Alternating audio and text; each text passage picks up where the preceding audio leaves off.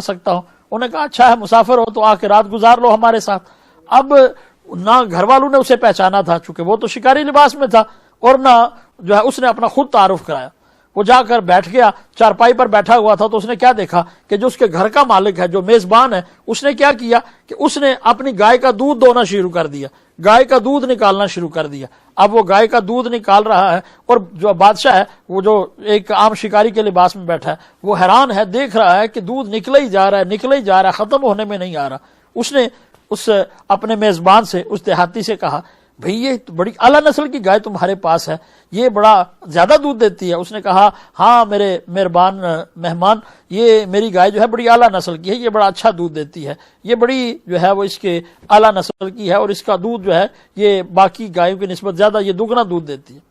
اس نے بادشاہ نے دودھ پیا. رات کے وقت اس نے دل میں ارادہ کیا کہ کیوں نہ میں ایسا کروں کہ جب میں صبح جاؤں تو میں یہ گائے ساتھ لے جاؤں، میں اس کو جو ہے رقم دے دوں گا، اگر نہیں دے گا تو پھر میں اس کو کہوں گا میں بادشاہ ہوں، کیسے نہیں دے گا. ابھی یہ رات کو اس نے نیت کی، سوچا، پھر سو گیا. صبح جب نماز کے لیے اٹھے، نماز پڑھنے کے بعد بیٹھے ہوئے تھے تو میزبان نے پھر کہا کہ جناب بادشاہ سلامت، آپ کے لیے دودھ اس نے میرے مہمان آپ کے لیے دودھ نکالتا ہوں. اب وہ دودھ نکالنے لگا تو اس نے دیکھا کہ دودھ بڑا تھوڑا نکل رہا ہے. بادشاہ حیران ہو رہا ہے کہ یہ اتنا تھوڑا دودھ نکل رہا ہے، رات کو تو اس نے اتنا زیادہ دودھ نکالا تھا. اب وہ تھوڑا سا جب دودھ نکلا اور جو دیہاتی تھا وہ اٹھنے لگا تو اس نے کہا بھئی کیا ہوا، رات کو تو تمہاری گائے نے بڑا اچھا دودھ دیا تھا، کیا تمہاری گائے رات کے وقت یہ اتنا زیادہ دودھ دیتی ہے؟ اس نے کہا جی نہیں، یہ رات کو بھی دیتی ہے اور صبح بھی. تو اس بادشاہ نے جو کہ شکاری کے لباس میں بیٹھا تو نے کہا پھر کیا وجہ ہے اس وقت اس نے اتنا کم دودھ کیوں دیا ہے؟ تو اس میزبان نے، اس دیہاتی نے کہا وجہ یہ ہے کہ ہمارے ملک کے بادشاہ نے لگتا ہے کسی پر ظلم کرنے کا ارادہ کر لیا ہے، اور جب کوئی ظلم کا ارادہ ہی کرے، ظلم کی نیت ہی کرے، تو پھر اس کی نحوست یہ ہوتی ہے کہ اللہ رزق کم کر دیتا ہے. نیتوں کا حسن اور نیتوں کی قباحت اس قدر جو ہے وہ معنی رکھتی ہے.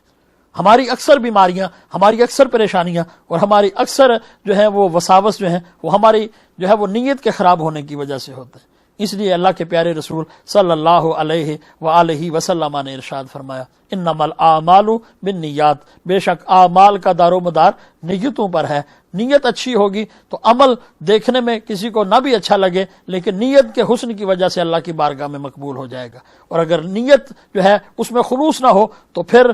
عمل کتنا بھی خوبصورت کیوں نہ ہو، دنیا والے کتنی بھی کیوں تعریف نہ کریں، میڈیا پر کتنی بھی پروجیکشن کیوں نہ ملے، لوگ کتنے ہی گن کیوں نہ گائیں، لوگ کتنے ہی جو ہے وہ قصیدے کیوں نہ لکھیں، اللہ کی بارگاہ سے اس کی اجر کی امید نہیں رکھی جا سکتی. میرے حضور ضیاء الامت جناب پیر محمد کرم شاہ صاحب الازہری رحمۃ اللہ تعالی علیہ، آپ فرمایا کرتے تھے ایک بندہ مومن کو اپنے گھر میں یہ آیت لکھ کے جو ہے وہ لٹکا لینی چاہیے کہ جب بھی اس کی آنکھ کھلے تو اس کی نظر جو ہے وہ اس آیت پہ پڑے، جب بھی وہ اپنے گھر میں آئے تو اس آیت پر اس کی نظر پڑے. اور وہ آیت کیا ہے؟ قل ان صلاتی و نسکی و محیای و مماتی للہ رب العالمین. ابھی کہہ دیجئے کہ بے شک میری نمازیں، میری قربانیاں، میرا اس دنیا میں زندہ رہنا، میرا دنیا سے چلے جانا للہ رب العالمین، اس پروردگار کے لیے جو جہانوں کا پالن ہار ہے، اس اللہ کے لیے ہے جو جہانوں کا پالنے والا.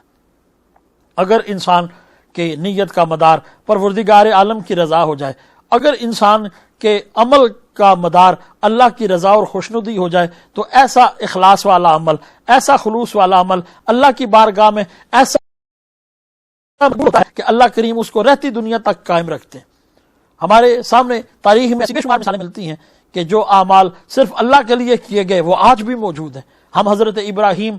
علی نبینا و علیہ السلام کے اس قربانی کو دیکھتے ہیں کہ جب انہوں نے اپنے بیٹے کو زمین پر لٹا دیا صرف اللہ کی رضا کے لیے، ورنہ کہ یہ آسان کام ہے کہ ایک اولاد انسان کو ملی ہو اور 90 سال کی عمر میں ملی ہو، ساری زندگی کی تپسیا کا نتیجہ وہ اولاد ہو، بارہا دعائیں کی ہوں، اتنی دعاؤں کے بعد، اتنی مناجات کے بعد، اتنی جو ہے وہ صبح و شام کی دعاؤں کے بعد وہ اولاد ملی ہو اور رب کی طرف سے حکم آ جائے اور اللہ کا خلیل اپنی اسی اولاد کو زمین پر لٹا دے اور گلے پر چھری رکھ دے صرف اپنے رب کو راضی کرنے کے لیے، تو پھر اللہ کریم بھی ان کی اس حسن نیت کو ایسا قائم رکھتا ہے کہ قیامت تک بھی، جب تک یہ سورج چاند رہیں گے، جب تک دنیا میں لوگ زندہ رہیں گے، صبح قیامت تک لوگ جناب ابراہیم خلیل اللہ کی اس سنت کو جو ہے وہ پورا کرتے رہیں گے. اور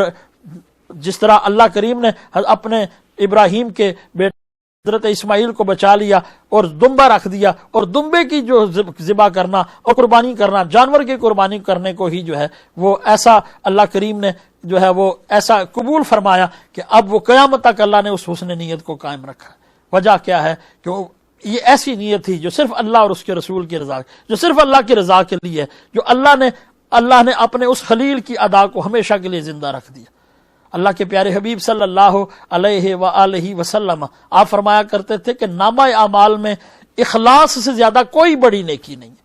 وہ نیکی جو صرف اللہ کے لیے کی جائے، بھلے وہ تھوڑی ہو بھلے وہ چھوٹی ہو، اس لیے اللہ کے رسول صلی اللہ علیہ وسلم نے فرمایا کسی نیکی کو بھی چھوٹی نہ سمجھو، نامہ اعمال میں کوئی نیکی چھوٹی نہیں ہے، اور بالخصوص وہ نیکی جو صرف اللہ کی رضا کے لیے کی جائے اس کا بڑا وزن ہے، اللہ کی بارگاہ میں اس کا بڑا وزن ہے، اس کا بڑا حسن ہے۔ اللہ کے رسول صلی اللہ علیہ وسلم جب تبوک کے معاملے میں جو ہے وہ صحابہ سے مال جمع فرما رہے تھے، صحابہ آ کے جو ہے وہ حضور کی بارگاہ میں مال دے رہے تھے، تو ایک صحابی جن کے پاس کچھ بھی دینے کے لیے نہیں تھا، وہ ایک یہودی کے باغ میں پہنچے اور جا کر اس یہودی سے کہا آج رات کی کوئی مزدوری دے لو، کرنے دو مجھے، اور مجھے کچھ اجرے دے لو۔ اس نے کہا میں تمہیں 4 سیر کھجورے دے دوں گا۔ آپ ساری رات اس یہودی کے باغ میں پانی لگاتے رہے، صبح اس نے 4 سیر آپ وہ کھجوریں لے کر اپنے کریم آقا صلی اللہ علیہ وسلم کی خدمت میں حاضر ہوئے اور عرض کیا یا رسول اللہ میرے پاس صرف یہی 4 کھجوریں ہیں۔ حضور فرمائے کہاں سے لائے ہو؟ عرض کیا کریم آقا ساری رات یہودی کے باغ میں ڈیوٹی دی ہے، تب جا کر یہ 4 کھجوریں ہیں۔ اللہ کے رسول صلی اللہ علیہ وسلم نے اپنے دست اقدس سے قبول فرمائی اور حضرت بلال سے فرمایا جتنا ہوا ہے اس کے اوپر ان کو پھیلا دو، کیونکہ اللہ کی بارگاہ میں کثرت نہیں دیکھی جاتی ہے، اللہ کی بارگاہ میں نیت دیکھی جاتی ہے۔ اور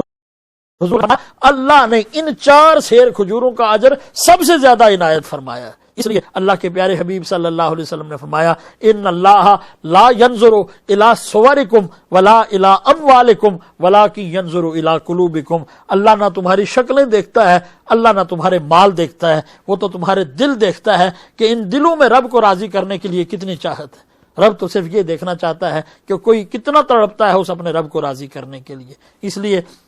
ناظرین کرام ہمیں اپنی نیتوں کے قبلہ کو درست کرنے کی ضرورت ہے، اپنی نیتوں کا مدار اللہ کی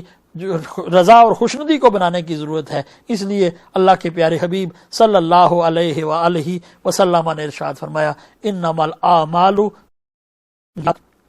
بے شک اعمال کا دار و مدار نیتوں پر ہے۔ پروردگار عالم ہمیں حسن نیت عطا فرمائے اور ساری ہمارے اعمال کا دار و مدار جو ہے وہ پروردگار عالم کی رضا اور خوشنودی کو بنائے، تاکہ ہمارا ہر عمل خالص ہو سکے اور صرف اللہ کی رضا اور خوشنودی کے لیے ہو سکے۔ اللہ کریم جو میں نے کہا مجھے خود بھی عمل کی توفیق عطا فرمائے، جو آپ نے سنا اللہ آپ کے لیے عمل کرنا آسان فرمائے۔ پھر انشاءاللہ نئے پروگرام میں نئے ساتھ جلد آپ کی خدمت میں حاضر ہوں گے، تب تک کہ آپ ہمیں دعاؤں میں یاد رکھیے گا اور اپنا بہت خیال رکھیے گا۔ تب تک کے لیے اجازت، السلام علیکم ورحمۃ اللہ